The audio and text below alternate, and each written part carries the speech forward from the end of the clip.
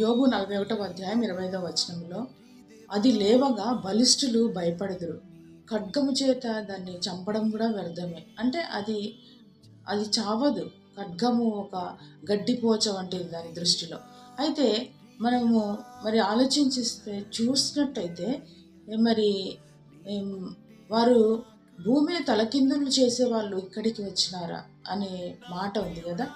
అంటే వాళ్ళు ఇక్కడికి వాళ్ళు మామూలు వాళ్ళు కాదు, క్రైస్తవులు నిద్రించు సింహాలు అని వాళ్ళకి అర్థమైపోయి వాళ్ళు అంటారు కదా, వాళ్ళు ఇక్కడికి కూడా వచ్చినారా అని అన్నారు. అయితే నిజంగా అది దాన్ని చంపడం కూడా వ్యర్థమే. అంటే దానికి చావు లేదు, చావదు అది అన్నట్లు. అయితే షడ్రక్ మిషక్ అబేద్నెగోలని అగ్నిగుండంలో వేసినప్పుడు వాళ్ళు మరణించినారా? లేదు కదా. సింహాల బోన్లో దానియేలును వేసినప్పుడు అది అవి మరి వాళ్ళు ఆయనను చీల్చి వేసినాయా? లేదు కదా. అంటే ఇక్కడ మనము చూసినట్లయితే ఎంత